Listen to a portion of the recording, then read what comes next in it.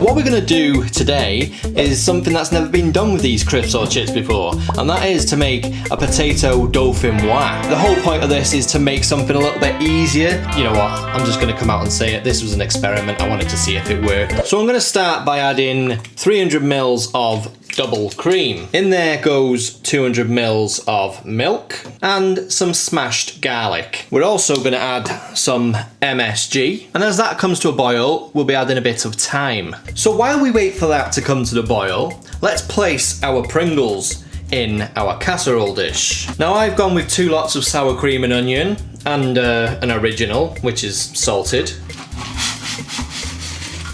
But you could really do this with anything. Now I just want to say that this is completely experimental. Nothing on this channel is tried and tested before we actually do it. So what we're going to do is we're going to wait for this to boil, and then we're going to pour it over the Pringles, and then we're going to squash it down a little bit, and then we're going to add some cheese, and it's going to go into the oven and hopefully act like a normal dauphinoise does when you add it to thinly sliced potatoes. Except this way we are skipping a step. We're boiling, by the way.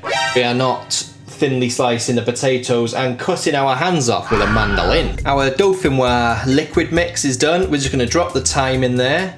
We're going to let that infuse for a little bit, and then we're going to strain it and pour it over the Pringles. We have our boiled mixture here. What's going to happen is I'm going to pour it over these Pringles here. There may be a slight problem in the way that this liquid doesn't look like it's going to cover it. So what we might have to do is cover, squash down, and then put it into the oven. So let's just go for it and let's see what happens. So I'm just going to give that a minute now to soak in, and then we're going to see where we're at, and then I might have to crush down, I might have to squash down. But you know what Bear Grylls does? No, I'm not going to drink elephant shit. I'm going to adapt and overcome. I'm going to give him a little bit of a squash down now, and let's see if we can get anything resembling a sort of dauphinoise. Successful, I think.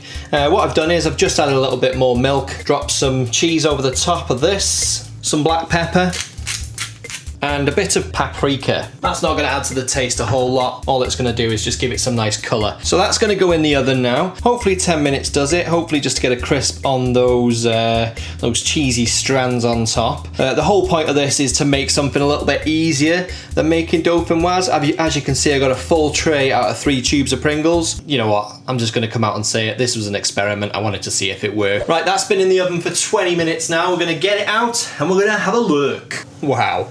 Let me give you a close-up of that.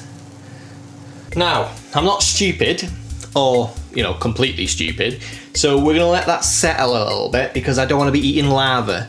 But we're gonna let it settle, let it compress a little bit, and then we're gonna cut it up and we're gonna try it. Wow. There it is, ladies and gentlemen. The world's first Pringles dauphinoise. As usual, let's take it for a spin. First things first, it's bloody beautiful. Secondly, if I was going to do this again, I would probably add a touch of salt. But yeah, you know what? Let me try this other side. This is the salted side. If I did this again, I would not add salt. It's like a mixture of potato dauphinoise and potato cakes. I don't know if potato cakes is a UK thing. It's like a moist hash brown, but so flavourful and so rich. If I was going to do it again, I would probably add a little bit of butter and a little bit of sugar. Who'd have thunk it? Pringles dauphinoise. Would I suggest you go and make this? Yes, I would. Like I said, just add a little bit of butter and a little bit of sugar, because it needs that sweetness. It's missing that bit of sweetness. Someone wrote in the comments asking for me to do cheese puff mac and cheese. So you can guess what the next video is going to be. I'll see you over there for that one. Like, subscribe, ta-ra.